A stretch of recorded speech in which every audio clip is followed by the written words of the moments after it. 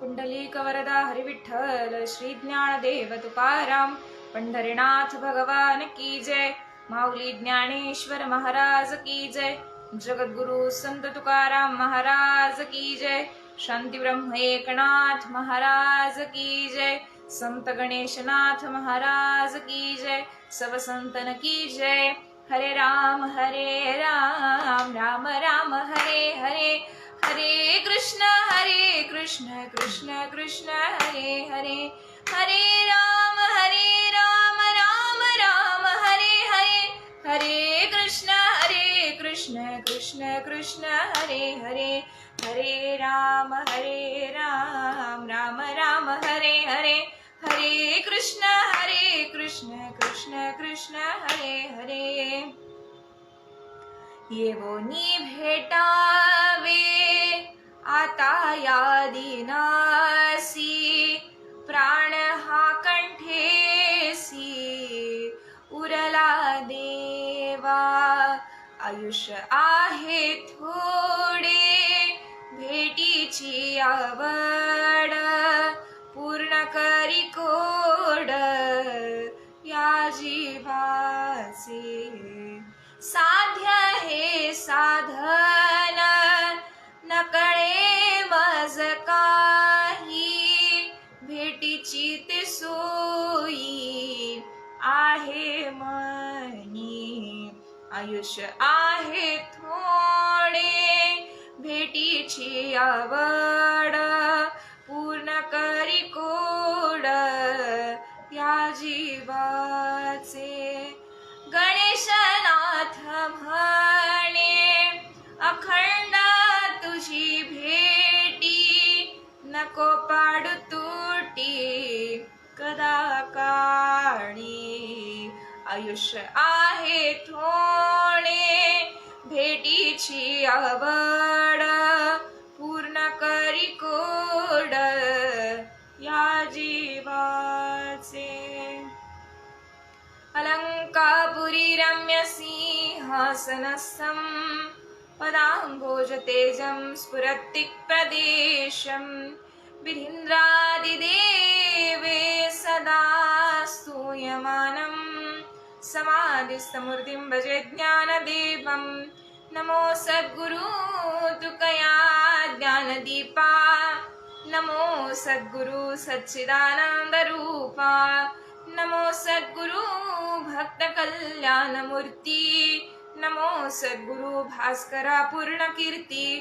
गुरुर्ब्रह्मा गुरुर्विष्णू गुरुर्देवो महेश्वर, गुरु साक्षात् परब्रह्म तस्मै श्री गुरवे नमः।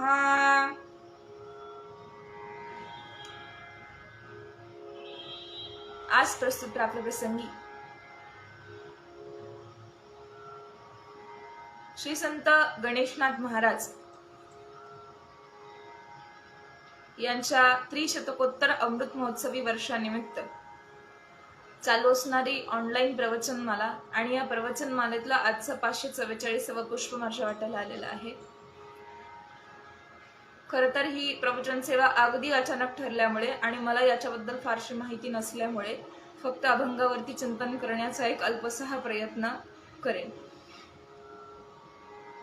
आज गेले 544 दिवस आपण अनेक वक्त्यांच्या माध्यमातून वेगवेगळ्या अभंगावरती श्री संत गणेशनाथ महाराज यांच्या वेगवेगळ्या अभंगांवरचं चिंतन आपण ऐकत आहात। त्यांनी दिलेलं वाङ्मय, खरंच संतांचं वाङ्मय इतकं अलौकिक आहे की त्या वाङ्मयावरती आपण काही बोलणं म्हणजे जणू काही सूर्याला एखाद्या पंक्तीने सांगावं की पहा माझा उजेड किती आहे, असं हे संतांचं वाङ्मय आहे। आणि या संतांच्या वाङ्मयावरती जर बोलायचं असेल आणि त्यात या संतांच्या वाङ्मयामध्ये ऐकत ऐकत ऐकत प्रगल्भ झालेले आपण सर्व श्रोते मंडळी, आणि या संतांनी आता या माझ्या वाट्याला चिंतनासाठी जो अभंग दिलेला आहे त्यामध्ये गणेशनाथ महाराजांनी भगवंताच्या भेटीविषयीची तळमळ या अभंगातून व्यक्त केलेली आहे। आयुष्य आपण सगळेच जगत असतो। जीवन जगत असताना भगवंताला साक्षी ठेवून माणसाने जीवन जगावं हे जरी खरं असलं तरी सुद्धा हे जीवन जगत असताना आपण देवाला कितपत साक्षी ठेवतो। आपण भगवंतांच्या किती सान्निध्यात राहतो, भगवंताने हा देह आपल्याला भजन करण्याकरता दिला, त्याचा आपण उपयोग करतो का उपभोग घेतो, हे सुद्धा फार महत्वाचं आहे. आणि मग या जीवाला काय लागावं, तर या जीवाला उपभोगांची आवश्यकता न वाटता भगवंताची आवश्यकता वाटावी, भगवंत मला भेटावा ही आवश्यकता वाटावी. आणि आयुष्याच्या उत्तरार्धात संत गणेशनाथ महाराजांच्या वाङ्मयातून असं दिसून येत आहे की या प्रस्तुत अभंगात सुद्धा आपण पाहू शकतो की ते म्हणतात, येवोनी भेटावे आता या दिनासी, प्राण हा कंठेसी उरला देवा. भगवंताच्या भेटीची तळमळ त्यांनी अभंगातून व्यक्त केलेली दिसून येते. आयुष्य थोडं आहे, खरंच आयुष्य आपलं फार थोडं आहे, आणि या छोट्याशा आयुष्यामध्ये देवाच्या भेटीची तळमळ या जीवाला लागलेली आहे. या जीवाचे कोड काय आहेत, म्हणजे या जीवाचं मनोरथ काय आहे, या जीवाला नेमकं काय हवं आहे. या जीवाला खरं तर अपेक्षा देवाची आहे, म्हणजे या जीवाला अपेक्षा शिवाची आहे, पण हा जीव उपभोगांमध्ये रमला. पण इथे संत सांगतात की मला या भोगांची आवश्यकता नाही, तर माझे कोड जे आहे, माझं मनोरथ जे आहे, ते फक्त देवा तुझी भेट व्हावी एवढंच आहे. मग असं आपण म्हणू शकतो की जेव्हा माणूस भक्तीमध्ये उत्तरोत्तर प्रगती करत जातो, तेव्हा आत्मतत्वाची जाणीव होते. भगवंत आणि मी वेगळा नाही ही जाणीव माणसाला होत असते. आणि मग ही जाणीव झाल्यानंतर मग भगवंताच्या भेटीची आवश्यकता काय, म्हणजे तैसा हृदयामध्ये मी रामू असता सर्व सुखासी आरामू. मग तो राम जागृत केल्यानंतर मी स्वतःच भगवंत आहे हे समजल्यानंतर वेगळ्या भगवंताच्या भेटीची आवश्यकता काय आहे, भगवंताला भेटीची अपेक्षा कशासाठी आहे, तर निर्गुण तत्व आणि सगुण तत्व यातला फरक इथे दिसून येतो. आणि मग ते सांगतात की मला निर्गुण तत्वाच्या भेटीची आवश्यकता नाही, मला सगुणाच्या भेटीची आवश्यकता आहे. आणि मग या भेटीची आवश्यकता असताना मग एकदा का जर भगवंताची भेट झाली तर कुठल्याही गोष्टीमुळे त्याच्यामध्ये वियोग येऊ नये, असं संत गणेशनाथ महाराज प्रस्तुत अभंगामध्ये सांगतात. संत स्वतःकडे कमीपणा फार वेळा घेतात. आपण स्वतःकडे कमीपणा घेत नाही, आपण स्वतःकडे कमीपणा घ्यायला तयार नसतो. आपल्याला असं वाटतं मीच का कमी होऊ, मीच कशाला कमी होऊ. पण संत एका ठराविक उंचीवर पोचून सुद्धा आपल्याकडे कमीपणा घेतात. ते वेळप्रसंगी स्वतःला मूर्ख म्हणवतात, स्वतःला वेडा म्हणवतात, स्वतःला दीन म्हणवतात. तर दीन म्हणवतात, तर इथे संतांनी स्वतःला दीन म्हणवावं का, तर मुळात हे संत पदवीला पोचलेत त्या अर्थीच त्यांनी स्वतःला दीन म्हणवायची गरज नाही. ते दीन नाहीत, उलट रंजल्या गांजलेल्यांना आधार देणारे ते आहेत, दिनांचा उद्धार करणारे आहेत, पतितांना पावन मार्गावरती नेऊन ठेवणारे संत आहेत. आणि हे संत जेव्हा आपल्या आयुष्यात येतात आपल्याला मार्गदर्शक असे ठरतात. पण तेव्हा हेच संत असे शब्द का वापरत असतील, तर मानवाने त्यातून स्वतःचं कल्याण करून घ्यावं, समस्त मानवजातीचं कल्याण करून घ्यावं. संतांचे अभंग हे कधीतरी आपण आपल्या जीवनाशी त्याचं साधर्म्य लावून पाहावं आणि मग विचार करावा, खरंच याच्यात मी बसतो का, आणि बसत असेल तर मग आता माझा उद्धार व्हावा म्हणून मला काय करावं लागेल. तर दीन म्हणजे नेमका कोण, तर दीन म्हणजे जे इंद्रियांच्या अधीन झाले ते दीन. कारण इंद्रिय ही माणसाला खेळवणारी आहेत. आपल्याकडे सगळ्यांकडे इंद्रिय आहेत, हात आहेत, पाय आहेत, कान आहे, नाक आहे, डोळे आहेत, सगळं आहे आपल्याकडे. पण याचा आपण उपयोग करतो का, याच्याद्वारे उपभोग घेतो, तर निश्चित आहे यांच्याद्वारे आपण उपभोग घेतो, यांचा आपण उपयोग करत नाही. कोणी म्हणाला आम्ही उपयोगच तर करतो, की आम्हाला हात दिलेत आम्ही हाताने आमची रोजची कामं करतो, आम्हाला पाय दिलेत आम्ही पायाने चालण्याचं कार्य करतो, आम्हाला मुख दिलंय मुखाने आम्ही बडबड करायचं ही कार्य करतोच की, आम्हाला कान दिलेत आम्ही ऐकायचं कार्य करतो, आम्हाला डोळे दिलेत आम्ही बघायचं कार्य सुद्धा करतो. पण ही कार्य झाली कर्मेंद्रियाची कार्य, इंद्रियांचं खरं कार्य, इंद्रियांचा खरा उपयोग आपण करतच नाही. कारण फार साधं सोपं आहे. पहा किती सोपं आहे, किती साधं आहे. आपल्याकडे समजा आता आपण सर्वजण ज्या माध्यमातून जोडलो गेलेलो आहोत, फेसबुक लाईव्ह, तर ते ज्याच्यामध्ये आहे त्या उपकरणाचं नाव आहे मोबाईल. आणि हा मोबाईल आणि आपला देह याचं जर असं साधर्म्य लावत आपण पुढे जाऊया. हा मोबाईल जो आहे ना त्याच्यामध्ये वेगवेगळे फंक्शन्स आहेत, नाना प्रकारचे ऍप्स आहेत आपल्याला वापरण्याकरता दिलेले. आणि आपला हा देह आहे हे सुद्धा एक उपकरण आहे आणि याच्यामध्ये नाना प्रकारचे ऍप्स भरलेले आहेत. म्हणजे हात नावाचं एक ऍप आहे, पाय नावाचं एक ऍप आहे, हे सगळे वेगवेगळे ऍप्स आपल्याला वापरण्याकरता दिलेले आहेत. आता जर देहातून बाजूला चला मोबाईलकडे जा. आता हा जो मोबाईल आहे याच्यामध्ये उपलब्ध असणारे ऍप, तर त्यातले आपण किती वापरतो. फोन करणे, फोटो काढणे, आणि संदेशाची देवाणघेवाण करणे, एवढंच आपण वापरतो. हा, कदाचित याच्यापेक्षा काहीतरी जास्त आपण वापरत असू जर आपल्याला कळत असेल त्यातलं तर. पण समजा एखाद्या जरी ऍप मधलं काही जरी बिघडलं तरी सुद्धा आपल्याला मोबाईलचं दुकान गाठावं लागतं. का? कारण त्यातलं काही कळतच नसतं आणि जेवढं काही दिलंय तेवढं आपल्याला वापरताच येत नसतं. याच्यामध्ये 25-30 ऍप्स जर असतील तर हातावर मोजण्या इतके 4-5 ऍप्सच आपल्याला वापरता येतात. त्याच्यामुळे एखादा जरी संदेश वेगळा आला ना, मग आपली पळताबोई थोडी होते, अरे हे काय झालं, हे काय झालं, हे काय झालं.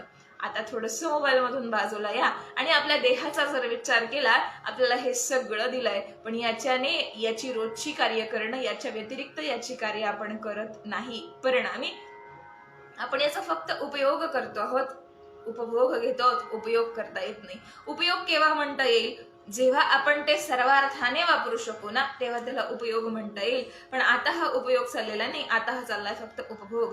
मग उपयोग म्हणता केव्हा येईल? डोळे तुम्ही घ्या रे सुख, पहा विठोबाचे मुख, तेव्हा या डोळ्यांचा खरा उपयोग होईल. तुम्ही ऐका रे कान, माझ्या विठोबाचे गुण, तेव्हा या कानांचा खरा उपयोग होईल. बोलावा विठ्ठल, पहावा विठ्ठल, करावा विठ्ठल, जीवे भावे हे मुख जेव्हा सतत भगवंताचं नाव घेईल, माझ्या मना लागो चाळा, हे जेव्हा होईल ना, तेव्हा सर्वार्थाने आपल्या इंद्रियांचा उपयोग होईल.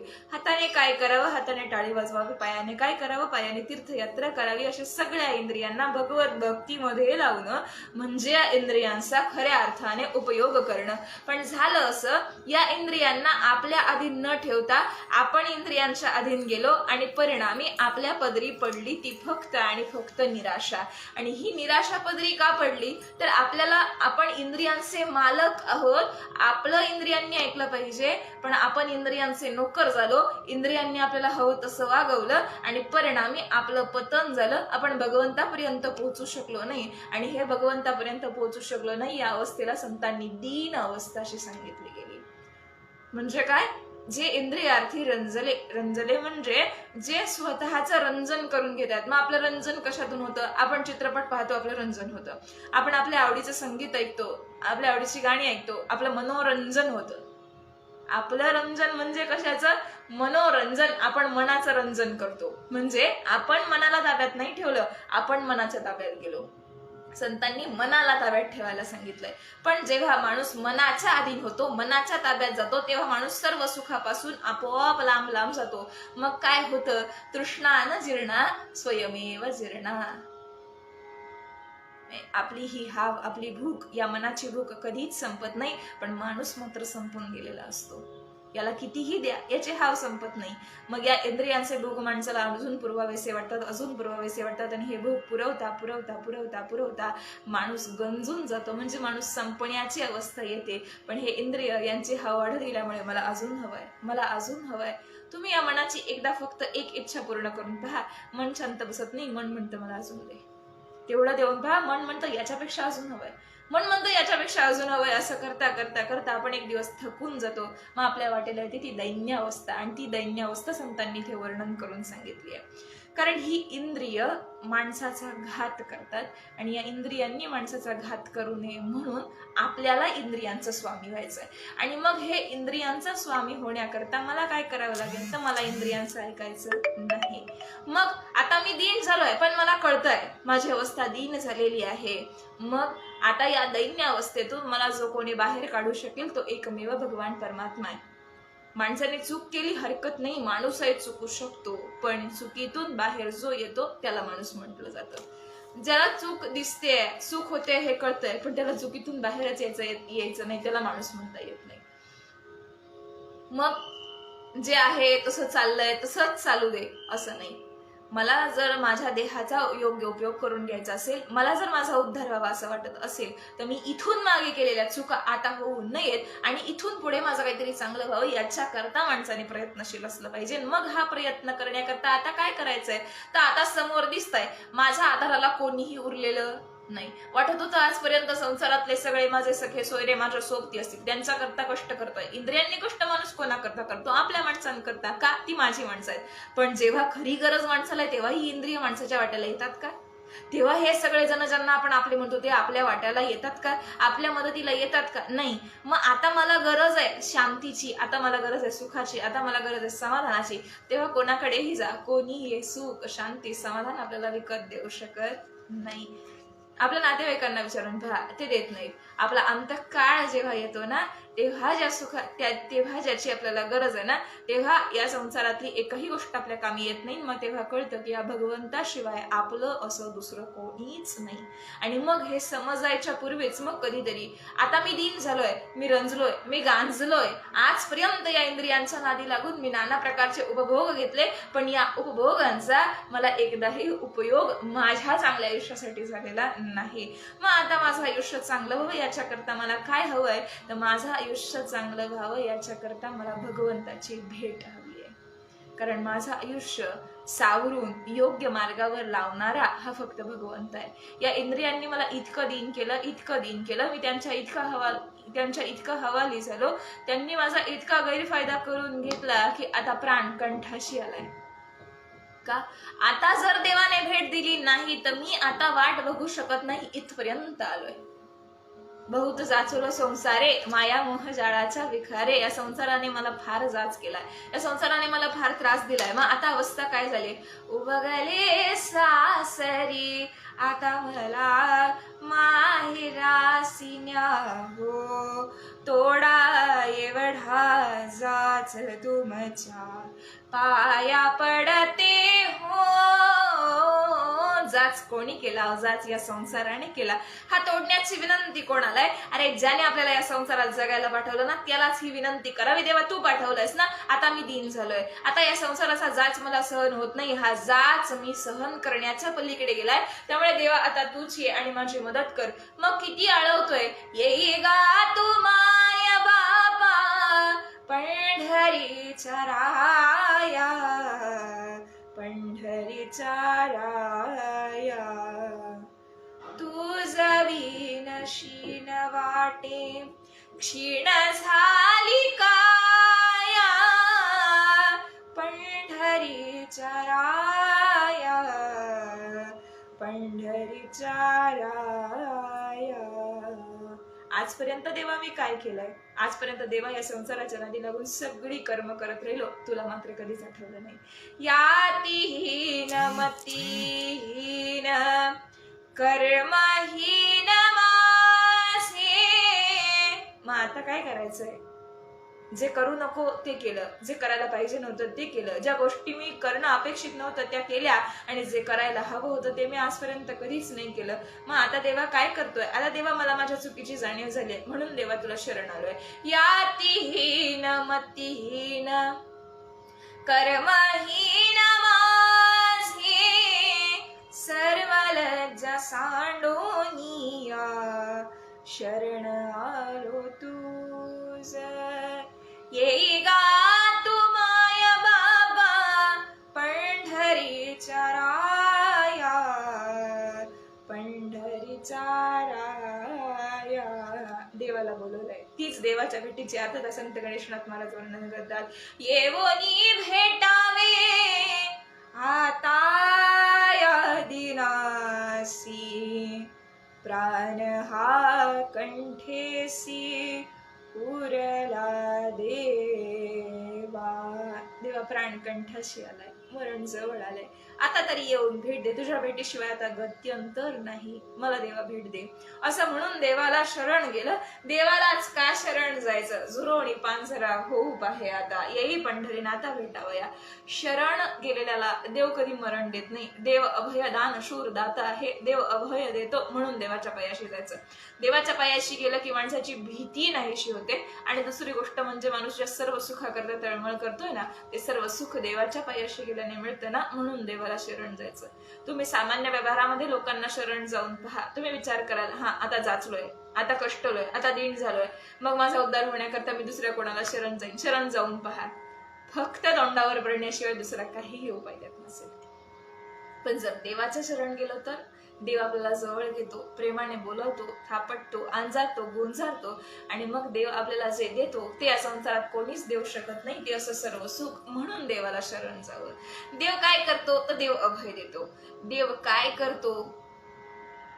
देव आपल्याला संसाराच्या जाचातून मुक्त करतो, बंधनातून मुक्त करतो.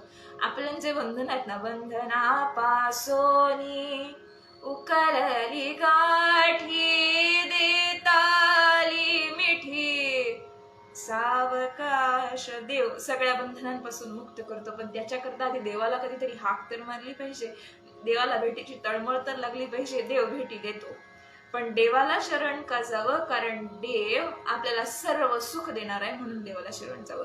आणि हे देवाला शरण जाताना देवावरती निष्ठा हवी, देवावरती विश्वास हवा, देवाचं चिंतन आपल्याकडून थोडं तरी घडायला हवं. देवावरचा विश्वास कसा हवा, की देवावरचा विश्वास कसा दृढ होईल? देवावरचा विश्वास एकाच गोष्टीने दृढ होऊ शकतो, देवाच्या नामाने. देवाचं नाव जर आपल्या मुखात सदा सर्व काळ असेल तर देवावरती आपला विश्वास दृढ होत जातो. आणि हा विश्वास दृढ झाल्यावरती काय होतं माहितीये का? ओठ कंठ चाले नाही जिभ्या रटेन राम, राम हमारा जप करे हम बैठे आराम. देवच आमचा जप करतो, आम्ही आता काहीच करत नाही, ही समाधानाची अवस्था प्राप्त होते. पहा, आपण देवाची भक्ती करणं हे एका बाजूला आणि देवाने आपला जप करणं हे एका बाजूला. पण हा विश्वास येण्याकरता माझ्या आयुष्यात चांगली गोष्ट घडो, वाईट गोष्ट घडो, कुठलीही गोष्ट घडो, ही फक्त घडते ती देवामुळेच घडते. माझं चांगलं जर कोणी करणार असेल तर देवच करणार आहे, माझं वाईटही जर कोणी करणार असेल तर देवच करणार आहे. पण खरं सांगू का, देव आपलं वाईट कधीच करत नाही. फक्त आपल्याला हव्या असणाऱ्या गोष्टी जेव्हा आपल्याला मिळत नाही ना, तेव्हा असं आपल्याला वाटतं की देवाने वाईट केलं, पण त्या गोष्टी आपल्यासाठी चांगल्या नव्हत्याच कधी, म्हणून त्या आपल्याला कधी मिळाल्याच नाहीत. आणि मग या चांगल्या गोष्टी आपल्या आयुष्यात जर याला वाटत असतील तर देवाला शरण जावं. देव सर्व देतो. देव काय करतो? देव सगळे कोड पुरवतो. हे कोड देव कशाच्या माध्यमातून पुरवतो? नाम गोड पुरे कोड सकळ ही. या जीवाचे जेवढे काही कोड आहेत ना, म्हणजे या जीवाचे जेवढे काही मनोरथ आहेत ना, तेवढे सगळं पूर्ण होतात. हा, फक्त ते मनोरथ चांगले असले पाहिजेत. कोणाचं तरी वाटोळं व्हावं म्हणून देवाची भक्ती करणारे हे अनेक आहेत, पण माझं कल्याण व्हावं, मला देवाचं दर्शन व्हावं, या निस्वार्थ भावनेने देवाची भक्ती करावी, देवापर्यंत जाऊन पोचावं. पण हे पोचत असताना कधी पोचावं यालाही फार महत्व आहे. आयुष्यात आहे थोडे, भेटीची आवड. संत फार सुंदर सांगतात, आयुष्य थोडं आहे, किती आहे? अल्प आयुष्य मानव देह, शतगणिले ते अर्धरात्र खाय, मध्ये बालत्व बिडा रोग क्षय. काय भजनाचे उरले ते पाहिजे? काय उरतं आपल्याकडे भजनासाठी? काहीच उरत नाही.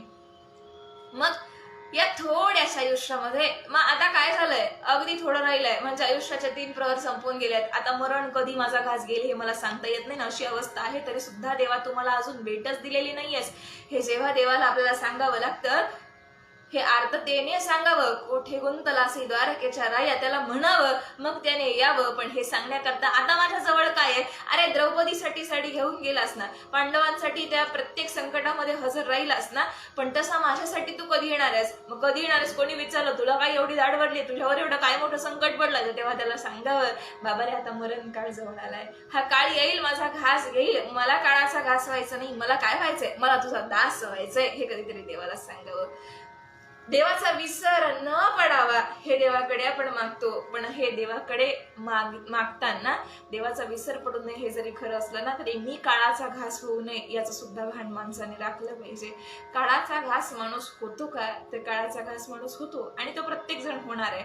पण ते होत असताना फक्त मी चांगल्या पद्धतीने जावं, कमी वाईट पद्धतीने जावं, हे मात्र आपल्या हातात आहे. आणि हे होत असताना माझा उद्धार कसा करून घ्यायचा हेही सर्वस्वी माझ्या हातात आहे. त्यामुळे आयुष्य फार थोडं आहे आणि मला तुझ्या भेटीची आवड आहे.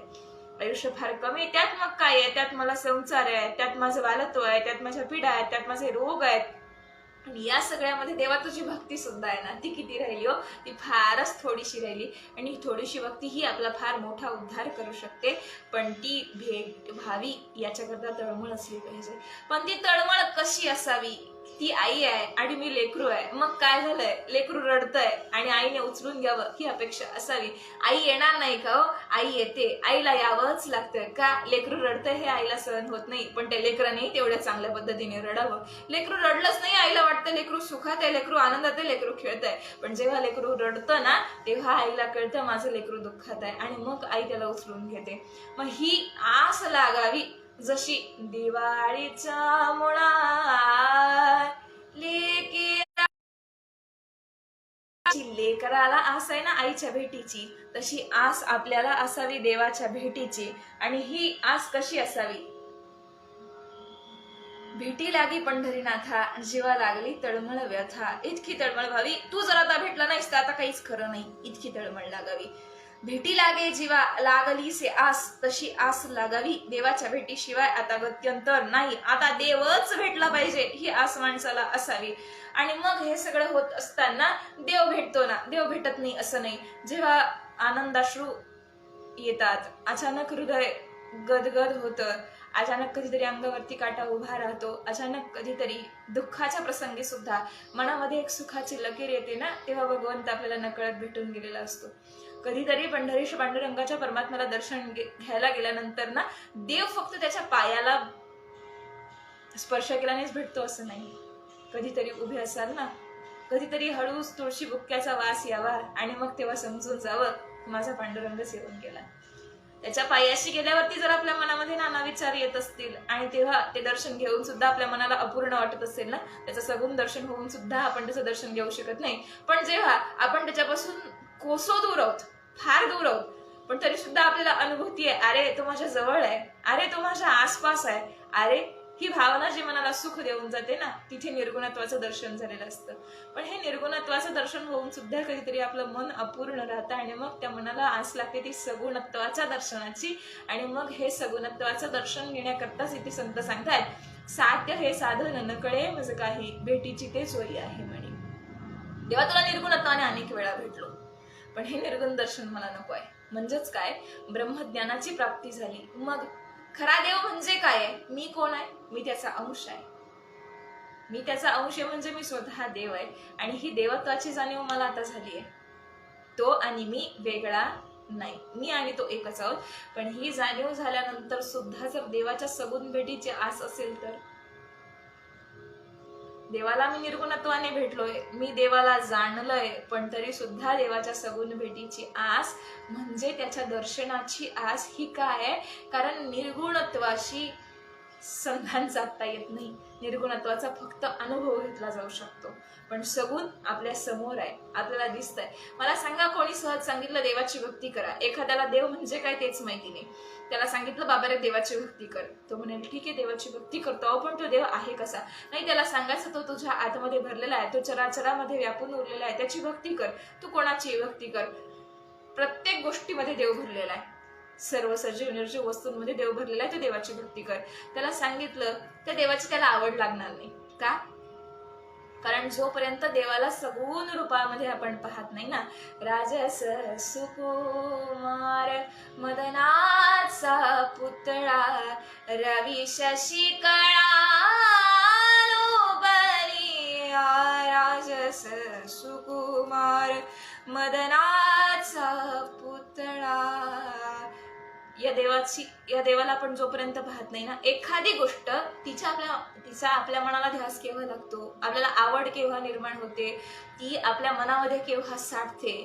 गोष्ट समोर अजिबात नाहीये, ती कधी पाहिली नाही, तिच्याबद्दल काही माहिती नाही, फक्त देव आहे एवढंच म्हणायचं होतं. देव कसा दिसतो, कुठे राहतो, काय करतो, तर देव माझ्या आयुष्यात आल्याने माझं काय बोलवणार आहे, मला काहीच माहिती नाही, फक्त मला देवाची भक्ती करायची. माणूस किती दिवस करेल?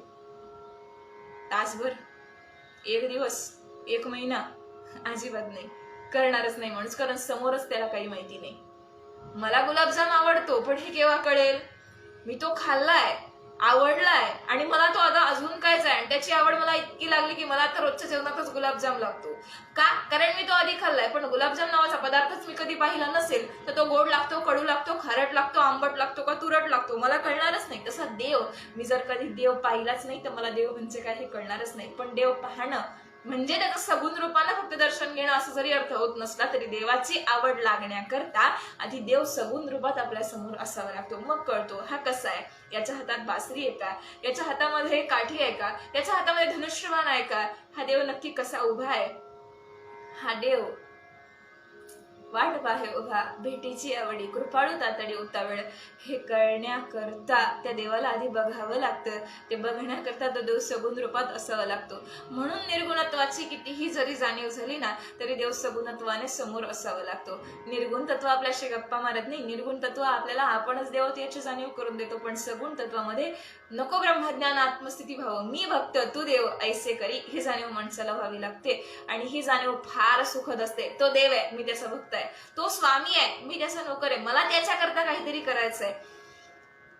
ही जी जाणीव आहे ना, ती माणसाच्या आयुष्यात फार मोठे बदल घडवून आणत असते. मला त्याच्यासाठी काहीतरी करायचंय, हे एक वाक्य, आपण या एका वाक्याद्वारे खूप काही करू शकतो.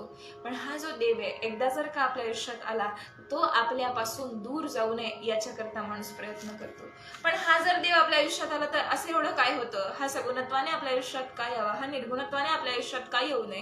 कारण जेव्हा तो देव आहे आणि मी भक्त आहे, तेव्हा माणूस आपल्याकडे कमीपणा घ्यायला शिकतो. परिणामी माणसाचा अहंकार कमी होत जातो. अहंकार एकदा कमी झाला की माणसाचे विकार कमी होत जातात, आणि विकार एकदा कमी होत गेले की माणूस आपोआप निर्मळ, स्वच्छ आणि सुंदर मनाचा होत जातो. आणि हे सुंदर मन देवाला फार आवडतं, आणि या सुंदर मनामध्ये देव आपोआप येऊन राहतो. साठविला हरी जिही हृदय मंदिरी, त्यांची सबली येरझार झाला सुफळ व्यापार. हा देव हृदयामध्ये यावा याच्याकरता प्रयत्न माणसाने करायचा. आणि जोपर्यंत माणूस सगुणाला भेटू शकत नाही, मला नाही वाटत तोपर्यंत तो निर्गुणाला भेटू शकतो. पण निर्गुणाला भेटलेला कधीही सगुणाच्या भेटीशिवाय अपूर्णच राहतो. कारण या सगुणाच्या भेटीची माणसाला आस आहे. आणि मग हा जो देव आहे, तो देव आहे, मी भक्त आहे, म्हणजे निश्चित त्याच्याजवळ काहीतरी एक मोठी पॉवर आहे, ती माझ्याजवळ नाही. आणि तिची अनुभूती मला यावी याच्याकरता मला काहीतरी स्वतःकडे कमीपणा घ्यायचा आहे. काय? मग तो देव आहे, तो सगळं करू शकतो. मी भक्त आहे, मी एवढंसच करू शकतो. आणि हे एवढंच केलेलं मग तो काय करू शकतो, तर मी जेव्हा दुःखी आहे ना, तो मला सुख देऊ शकतो. मी जेव्हा संकटात आहे ना, तेव्हा तो मला संकटातून बाहेर काढू शकतो. मी जेव्हा भीतीने ग्रासला गेलेलो आहे ना, तेव्हा तो मला अभय देऊ शकतो. देव सगळं काही करतो. देव या जीवाचे सगळे कोड पूर्ण करतो. देव या इंद्रियांच्या अंकित असलेल्या माणसाच्या अंकित कधीच राहत नाही. म्हणून आपल्याला इंद्रियांच्या अंकित राहायचं नाही, त्यातून बाहेर पडायचंय. देव काय करतो, मागे पुढे उभा राही संभळीत आलिया आघात निवाराया. देव कुठलंही संकट आपल्यावरती येऊ देत नाही. याचं उदाहरण पाहिजे असेल तर अनेक संत मंडळींची उदाहरणं आपल्याकडे आहेत, आपण ती पाहू शकतो. की या संतांना, प्रत्येक संतांवरती आलेले संकट देवाने कशी परतवून लावली. का? त्यांच्या अंतःकरणामध्ये भगवंताविषयी असणारा दृढ विश्वास होता, आणि या विश्वासाच्या जोरावरती आलेल्या प्रत्येक संकटांचा त्यांनी अगदी हसत मुखाने सामना केला. त्यांना कधीही देव आपल्या सोबत नाही याची जाणीव झाली नाही. तुम्ही माऊलींचं उदाहरण पहा, तुम्ही तुकोबाराय पहा, तुम्ही जनाबाई पहा, तुम्ही नाथबाबा पहा, तुम्ही नामदेव महाराज पहा. प्रत्येक जण आपलं आयुष्य जगत असताना कोणाच्याही वाट्याला सर्व सुखी असं आयुष्य नसतं. पण जेव्हा आयुष्यामध्ये दुःखाचे प्रसंग येतात ना, तेव्हा जर आपण संतांची चरित्र पाहिली, तर जेव्हा संतांनी आपल्या आयुष्यात आलेल्या प्रसंगांना कसं तोंड दिलं, त्यांचा देवावरचा विश्वास किती दृढ होता, हे जेव्हा माणसाच्या लक्षात येतं, तेव्हा आपलं आयुष्य जगण्याकरता आपल्याला नवे मार्ग सापडलेले असतात. आणि हे मार्ग जेव्हा सापडतात ना, पण तेव्हा या आपल्या अल्प आयुष्यामध्ये आपल्याला फार काही करायचंय हे माणसाच्या लक्षात असलं पाहिजे. हा विश्वास माणसाचा कसा असावा, हा विश्वास माणसाचा दृढ असावा.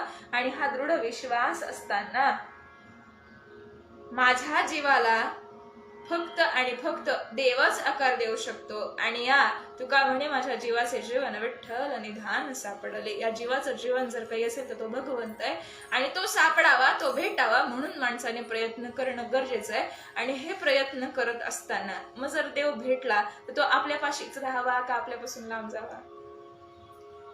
फार सुंदर आहे पहा. एक तर देव भेटावा का, भेटलावा तर आपल्यापाशी राहावा का, आणि न राहावा तर का राहू नये? देव भेटत नाही का आपल्याला? देव भेटतो ना. लांब कशाला? जर तुकोबारायांचे अभंग जर आपण पाहिले ना, देव घ्या कोणी, देव घ्या कोणी, आयता आला घर बसूनी, देव न लगे, देव न लगे. लोक म्हणतात देव नको आम्हाला, का? साठवायला जागा नाही. अहो, साठवायला जागा का नाही? कारण ते विकार एवढे भरलेत, वासना एवढ्या भरल्यात, इंद्रियांचे उपभोगच एवढे आहेत की त्याच्यामध्ये देवाची भक्ती करायला आम्हाला वेळच कुठे शिल्लक आहे. आम्हाला वेळच नाही तर देवाची भक्ती करायला, देवासाठी आमच्याकडे वेळ नाही. मग आता काय आहे? पण आता जेव्हा मला समजलंय की देवाशिवाय आता मला गत्यंतर नाही, भगवंत हा एकमेव माझ्या जीवाचं कल्याण करणार आहे, तेव्हा त्या भगवंताला शरण जावं. भगवंताला शरण गेल्यानंतर या भगवंताची भक्ती करावी. ही भक्ती करत असताना या भगवंताशिवाय तारणारा दुसरा कोणीच नाही. पण जेव्हा आपण भगवंताला सर्वार्थाने शरण गेलेलो आहे, भगवंताच्या भेटीची आपल्या मनामध्ये आस आहे, आपल्या जीवाला तळमळ लागली आहे, तेव्हा फक्त आयुष्यात कितीही वाईट प्रसंग आला तरी सुद्धा या भगवंताशिवाय त्यातून तारणारं मला दुसरं कोणीच नाही, हे माणसाला व्यवस्थित समजलं पाहिजे. का? पडता जड भारी दासी आठवावा हरी, मग तो होऊन दिशीन आड घरी सुदर्शन. कितीही मोठं संकट आलं तरी सुद्धा भगवंत त्याच्या सुदर्शन चक्राने या सगळ्या संकटाचा नाश करेल हे आपल्या मनामध्ये दृढ असलं पाहिजे. नाहीतर भक्ती करायची आणि देव येईल का नाही माहितीच नाही. कोणी विचारलं देवावरती विश्वास आहे का? हा देवावरती विश्वास आहे, पण देव मला उद्धार करेल का नाही माहिती नाही. अरे विश्वासाने सांग ना, देव माझाच आहे, देव माझ्यासाठी सगळं करणार आहे, मी तुझा भक्त आहे, देवा तुला माझ्यासाठी करावंच लागेल, हे विश्वासाने देवाला म्हणता आलं पाहिजे. आणि हा विश्वास जेव्हा आपल्या अंतःकरणामध्ये असेल ना, तेव्हा देवाला यावंच लागतं. लोक म्हणतात तो फक्त द्रौपदीसाठी आलाय, आपल्यासाठी कुठला यायला बसलाय, तो फक्त संतान करता आला, आमच्यासाठी कुठला यायला बसलाय. आणि हा डळमळीत झालेला विश्वासच आपल्याला देवापासून लांब ठेवतो. त्याच्यामुळे विश्वास ही फार महत्वाची गोष्ट आहे. आणि हा विश्वास असण्याकरता देवाला म्हणावं, देवा तू जे दिलंयस ना मला नको, मला रिद्धी नको, मला सिद्धी नको, मला मुक्ती नको, मला काहीच नको, मला फक्त आणि फक्त तुझे सगुण भेट पाहिजे, तुझ्या सगुण रूपाचं दर्शन मला पाहिजे. विश्वास माणसाचा कसा असावा? जै आकाशवर पडो पाहे, ब्रह्मगोळ गंगा जाय, वडवाण त्रिभुवन खाय, तरी तुझी वाट पाहे गा विठोबा, फक्त आणि फक्त तूच हवाय, मला दुसरं काहीच नको. मग याच्यामध्ये माझ्या आयुष्यात माझ्या वाट्याला कितीही संकट आली ना तरी चालतील, ती सहन करण्याची माझी तयारी आहे, पण मला फक्त तुझीच भेट हवी आहे. जसं निळोबारायांनी जगद्गुरु तुकोबाराय भेटावेत, त्यांचा अनुग्रह व्हावा याच्याकरता प्रयत्न केले ना, तेव्हा पांडुरंग परमात्मा भेटीला आल्यानंतर त्यांनी त्यांना निक्षून विचारलं, तुझं लागे येथे बोलविले कोणी? प्रार्थीला वाचून आलास का? देवाला विचारलं, अरे तुला बोलवलंच कोणी, तू आलासच कशाला? हे जसं त्यांना निक्षून विचारता आलं, कारण आस कोणाच्या भेटीची आहे? तुकोबारायांच्या. मला तुकोबाराय हवेत, मी तुला बोलवलं नाही का? कारण तू माझ्याजवळ आहेसच. जसं देवाने आपल्याला जर काही देऊ केलं ना, देवाने पैसा दिला, देवाने संपत्ती दिली, देवाने प्रसिद्धी दिली, देवाला म्हणावं अरे या गोष्टी माझ्याजवळ आहेत, यांची मला गरज नाही, मला गरज आहे समाधानाची. ते समाधान फक्त आणि फक्त तुझं रूप पाहिल्याने मिळणारे, तुझ्या पायाशी आल्याने मिळणारे. आता कोठे धावे मन तुझे चरण देखलिया, भाग गेला शीन गेला अवघा झाला आनंद, पण तो केव्हा होणार आहे? तो तुझ्या चरणाशी आल्यानंतर आणि त्यातल्या त्यात तू दर्शन दिल्यानंतर. आणि हे भगवंताने दिलेलं दर्शन हे आपल्यासाठी फार महत्वाचं आहे. आणि हे भगवंताचं दर्शन कसं असावं? मग भगवंताला निर्गुणत्वाने का जाणं नाही, सगुण तत्वानेच का जाणावं? तर याच्याकरता आपण अर्जुनाचं उदाहरण पाहू शकतो. अर्जुन भगवंताच्या सान्निध्यात राहत होता.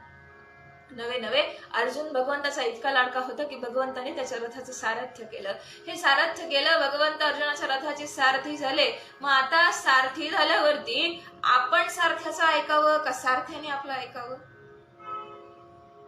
साधा सरळ सोपा नियम आहे. जर आपण गाडीमध्ये बसलेलो असू ना, तर गाडीच्या ड्रायव्हरवरती विश्वास ठेवावा. तू जिथे नेणार आहे तिथे मला उत्तमच ठिकाणी नेणार आहे हा विश्वास ठेवा. पण अर्जुनाने काय केलं? जे मी सांगतोय तसं. भगवंत म्हटले होते मी सारथी झालोय, भगवंतांचं अर्जुनाने ऐकलं असतं तर कदाचित कुरुक्षेत्राच्या मध्ये गेला नसता. मध्ये गेल्यावरती आपलीच माणसं पाहून अर्जुन हतबल झाला नसता. पण परिणामी देवा तू सांगशील तसं नाही, मी सांगेल तसं. परिणाम काय झाला? सिदंती मम गात्रा, आणि अर्जुन हतबल झाला. आता मी युद्ध कसं करू, आता मी युद्ध करणार नाही, इथपर्यंत जाऊन पोहोचला. कालांतराने नाना प्रश्न मनामध्ये उत्पन्न झाले. भगवंताने त्या सगळ्या शंकांचा नाश केलाच. पण जेव्हा मग आता या भगवंताला कसं जाणायचं, हा भगवंत कोण, हे निर्गुण तत्व कसं, हे आत्मतत्व कसं, हे ब्रह्मतत्व कसं, हे जेव्हा जाणण्याची वेळ आली आणि मग विश्वरूप दर्शन जेव्हा आपल्या सर्वांना ठाऊक आहे, देवा मला तुझं ते रूप बघायचंय. दिव्यम ददामी ते चक्षु, मला ते नेत्र दे, मला तुझं ते दिव्य रूप पाहायचंय. भगवंताने सांगितलं होतं, बाबा रे तुला त्या रूपाची गरज नाही, माझं सगुण रूप पहा, त्याची भक्ती कर. तू मला हे मीची करी माझ्या भजनी प्रेमध्ये सांगितलं होतं देवाने, पण ऐकलं नाही का? माझ्या डोळ्यांना आस आहे तुझं ते रूप बघायची. बघ बाबा, देवाने ते रूप दाखवलं, पण झालं काय? ते रूप दाखवल्यानंतर जी भीती अर्जुनाला वाटली का, अर्जुना सकट सगळ्यांचा घास त्या रूपाने घेतला होता. ते विश्वरूप होतं, ते व्यापक होतं, ते विराट होतं. आणि मग अर्जुनाला त्या रूपाची भीती वाटायला लागली. मग त्या रूपाची भीती वाटायला लागल्यावरती देवा आता तुझं सगुण रूप दाखव. ते तुझं रूप आहे ना, गदा चक्र हाती घेतलेलं, हातामध्ये बासरी असलेलं, तेच रूप माझ्यासाठी योग्य बरं का. देव म्हणत होता, मग आधी सांगत होतो मी, कळत नव्हतं, आता कळायला लागलं. मग आपल्याला जे देव देतोय ना ते सगळं चांगलंच देतोय, पण देवाचं निर्गुण रूप हे प्रत्येक वेळेसच आपल्याला हवं असेल असं नाही. आणि देवाचं सगुण रूप माणूस याचीच भक्ती करू शकतो. निर्गुणत्वाला कितीही अर्थाने माणसाने जाणलं ना तरी सुद्धा देवाच्या सगुणाची ज्या भक्तीची गोडी आहे ना, ती गोडी इतर कशालाच येत नाही. आणि मग ही सगुणाची भक्ती करता करता करता करता एक दिवस असा येतो, आपण मूर्तीची भक्ती करतो पहा, देव आपल्याला कधीच लगेच भेट देत नाही. आपली अशी अपेक्षा आहे की आम्ही एक दिवस भक्ती करावी आणि मग आम्हाला न्यायला सुद्धा तुकोबारायांसारखं विमान यावं. असं होत नसतं का? अहो आम्ही सगुणाची भक्ती करतो आहोत ना, सगुणाची भक्ती करतो आहोत, पण ही भक्ती स्वार्थाने करतो का निस्वार्थीपणे करतो हे आपल्याला सर्वांना माहिती आहे. आणि ही भक्ती करत असताना, ही देवाची भक्ती होत असताना आम्ही त्याच्या रूपाची भक्ती करतो, आम्ही त्या मूर्तीची भक्ती करतोय, आम्ही त्या मूर्तीची पूजा करतो. भक्ती आणि पूजा यात फार फरक आहे. आम्ही त्याला उपचार करतो, नाना उपचार, त्याला अंघोळ घालणे, त्याला सजवणे, हे सगळे उपचार आहेत, त्याला नैवेद्य दाखवणे. पण मला खरंच देव भेटावा याच्याकरता मी त्याची भक्ती करतो का? नाही. माझ्या आयुष्यात देवाने काहीतरी चांगलं घडवून आणावं ना, याच्याकरता मी देवाची भक्ती करतोय. आणि मग ही देवाची भक्ती करत असताना माझी अवस्था कशी पाहिजे? देव जर मला क्षणभर जरी भेटला नाही ना, तर माझा आता प्राण निघून जाईल की काय, अशी अवस्था झाली पाहिजे. त्यासाठी माऊलींच्या सर्व विरहिणी आपण पाहू शकतो. तुझं विण ऐकली रे कृष्णानं गमे ही राते.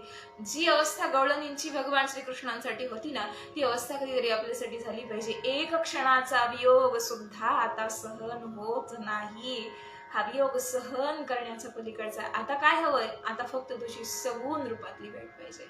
मूर्ती समोर आहे, फोटो समोर आहे, फोटोतून भावना निर्माण होत नाही, फोटोतून भावना व्यक्त करता येत नाही. व्यक्त होण्याकरता तू समोर पाहिजेस, तू समोर आला पाहिजेस.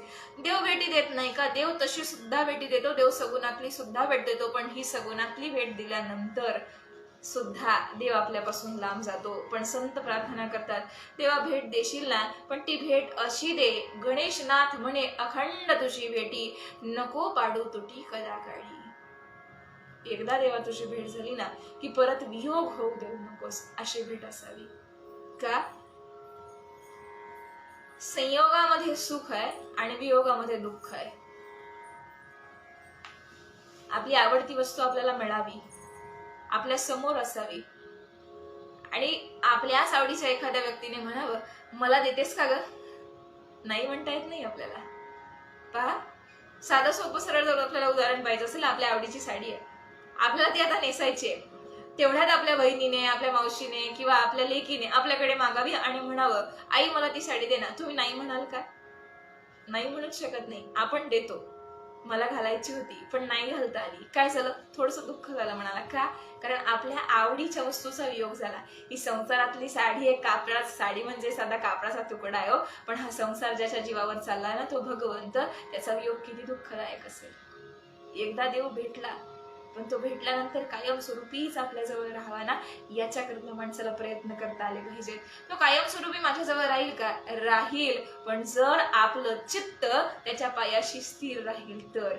आपलं चित्त, आता देव भेटलाय, आता मला काही कशाची गरज नाही, एकदा भेटला ना झालं, आता संपलं, आता मला देव भेटलाय असं म्हणून जर आपण देवाच्या भक्तीतलं मन काढून घेतलं ना, आपलं मन जर संसारात गेलं, तर देव आपल्यापासून लांब जातो. परिणामी आपलं अधःपतन होतं. आणि ही तुटी, हा वियोग कशामुळे होतो? हा वियोग होतो विकारांमुळे, हा वियोग होतो वासनांमुळे, हा वियोग होतो वाईट संगतीमुळे, हा वियोग होतो अहंकाराच्या वाऱ्यामुळे. काय? अरे देव भेटलाय मला, आता कशाची गरज नाही. आणि हा जो अहंकार आहे ना, देव म्हणतो तुला भेटलोय का मी, असं आहे का? देव निघून जातो, देव थांबत नसतो. म्हणून तर तुकोबा यांनी प्रार्थना केली, अहंकाराचा वारा न लागो राजसा. देवा तुझ्या भक्तांना कधी अहंकाराचा वारा लागू देऊ नकोस, कारण एकदा जर अहंकार आला ना, अहो साधा मी देवाचा भक्त आहे, मी देवाची भक्ती करतो, एवढा जरी अहंकार झाला ना, तरी आपली भक्ती तीळ कमी होत जाते. ती भक्ती आता व्यवस्थित राहत नाही. का राहत नाही? ती भक्ती का टिकत नाही? कारण अहंकाराने जन्म घेतलेला असतो. अहंकारातून काम, क्रोध, लोभ, मोह, माया, मत्सर सगळे विकार जन्म घेत राहतात.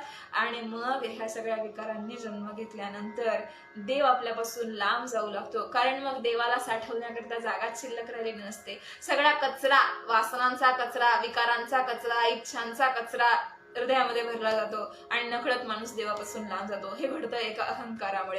अहंकाराचा वारा जर माणसाला लागला ना, तर हा अहंकाराचा लागलेला वारा माणसाला सुखाने जगू देत नाही, म्हणजेच माणसाला देवापर्यंत राहू देत नाही, देवापर्यंत टिकू देत नाही. अहंकार काय म्हणतो? तू स्वतः सगळं करतोस, भगवंताच्या अधीन सगळं आहे, भगवंताच्या अधीन जग आहे, आपण काहीच करत नाही. आपण कळसूत्री बाहुल्या, तो नाचवतोय, आपण नाचतोय. तो कळसूत्री बाहुल्यांचा खेळ त्याच्या हातात आहे, आपण बाहुली आहे. त्याने नाचलो, त्याने स्वस्त बसवलं, बसलो.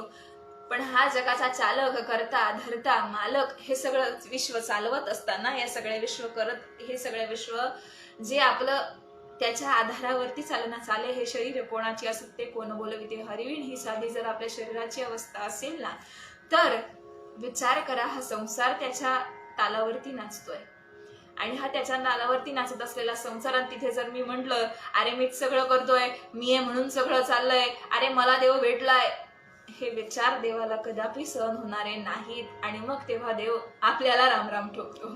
आपण जसं एखाद्या व्यक्तीचा कंटाळा आल्यावरती त्या व्यक्तीला रामराम ठोकतो ना, तसं देव म्हणतो तुला गरज नाही का माझी, तुला मी भेटलो का, तुला अहंकार झाला का, तू सगळं करतोस का, ठीक आहे असं म्हणून देव आपल्या आयुष्यातून निघून जातो.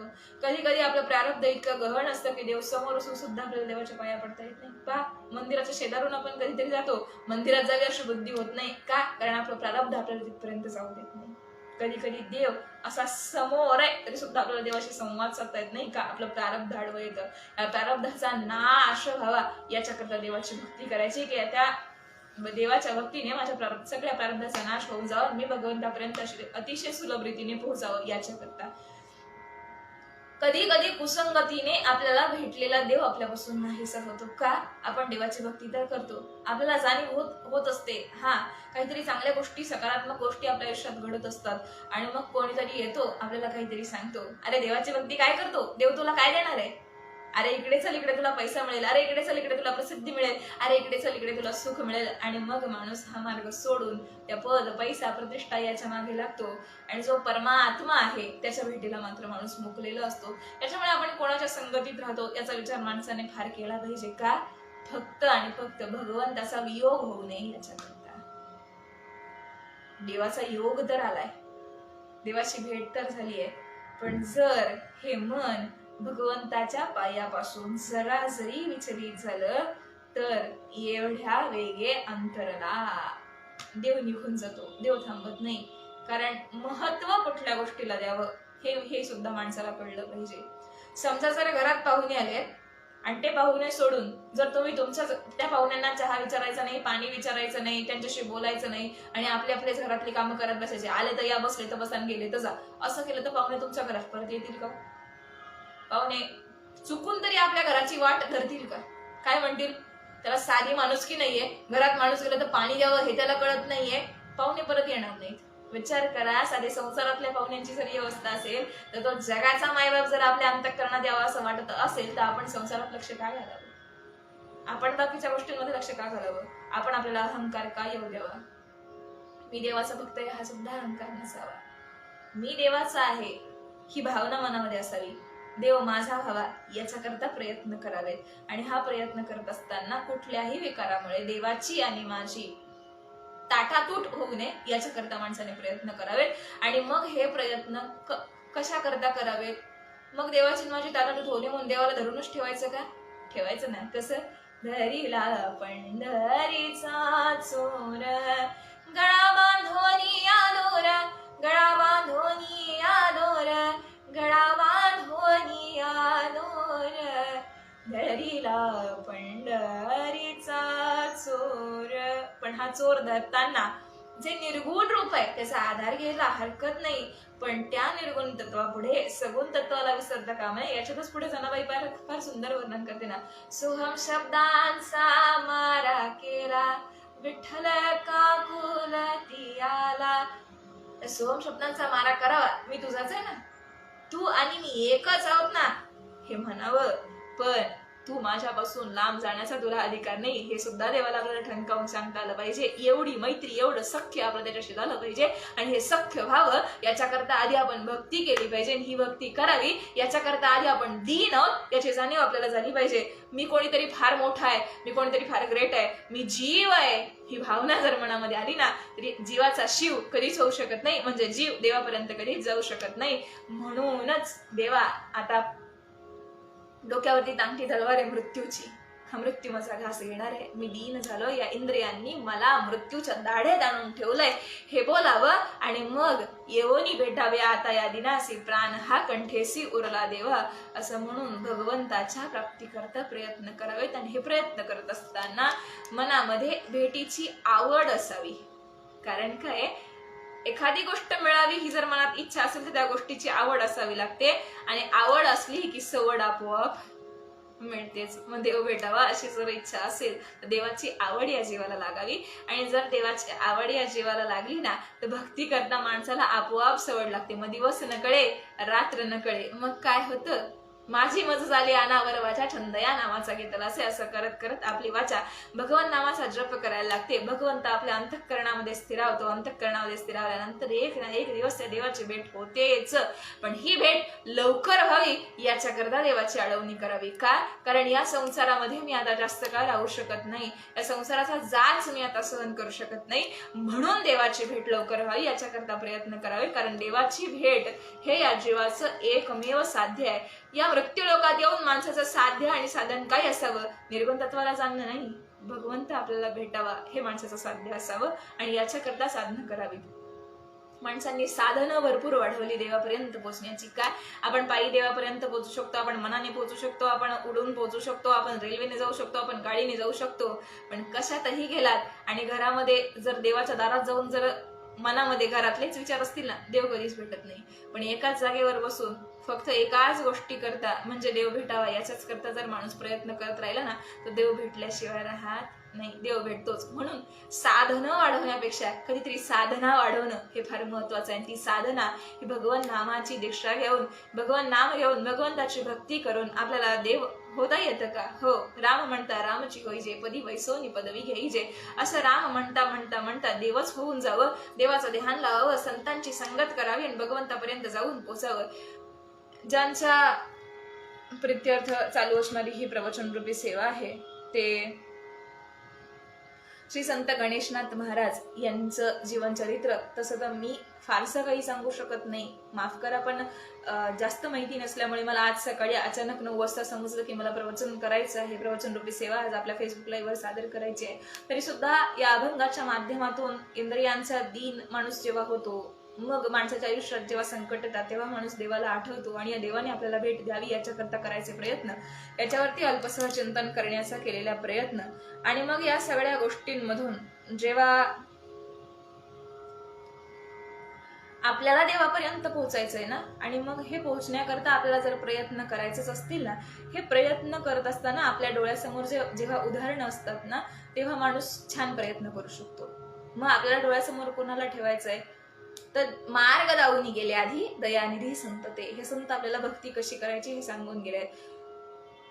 आणि त्याच संत मंडळीपैकी ज्यांचा आता त्रिशतकोत्तर अमृत महोत्सवी वर्ष आहे ते संत सद्गुरु गणेशनाथ महाराज यांच्या गाथेवरती चालू असणारं चिंतन. आजचा 544वा दिवस आणि हे 544वं पुष्प माझ्या वाट्याला आलं. त्याबद्दल मी खरंच या संस्थांचे जे कोणी अधिकारी असतील, त्याचबरोबर ज्यांच्या मार्फत मला ही प्रवचन सेवा करायला मिळाली ते आदरणीय श्रीधर दादा धवन असतील, त्यांनाही खरं धन्यवाद देते की यांच्या निमित्ताने या संतांची काहीतरी सेवा घडते. आणि संतांची सेवा घडली की माणसाला मेवा हा मिळत असतो बरं. आणि माणूस हा फार स्वार्थी प्राणी आहे. का आपण सेवा का करतो? काही उद्धार व्हावं म्हणून नाही, माझं काहीतरी चांगलं व्हावं, संत काहीतरी आशीर्वाद देतील म्हणून. आणि संत इतके उदार आहेत ना, संत उदार उदार भरले अनंत भांडार. संतांना एकदा आवाज द्यावं, संत सगळं काही आपल्याला उघड करून द्यायला तयार असतात. संत आपल्याला सगळं देतात, संत देवापर्यंतही नेतात. म्हणून जर कोणाची भक्ती करायची असेल ना, देवाला सगुण रूपाने भेटावं असं वाटत असेल ना, तर आधी संतांची भक्ती करा, देव आपोआप भेटतो. आणि मग असे असणारे आपले संत सद्गुरुनाथ श्री गणेशनाथ महाराज, तुकोबारे यांच्या समकालीन असलेले, शिवाजी महाराजांनी ज्यांचा अनुग्रह घेतला असे, आपल्या आयुष्यामध्ये बालकाला जिवंत करणं असेल, मृत बालकाला चराचरामध्ये भगवंत व्यापलेला आहे हे सांगण्याकरता झाडालाच दाखवलेला नैवेद्य असेल, असे संत गणेशनाथ संत आपल्या चरित्रातून आपल्याला अनेक दाखले देत असतात. फक्त ते आपल्याला आपल्या रोजच्या जीवनात अंगीकारता आले पाहिजेत.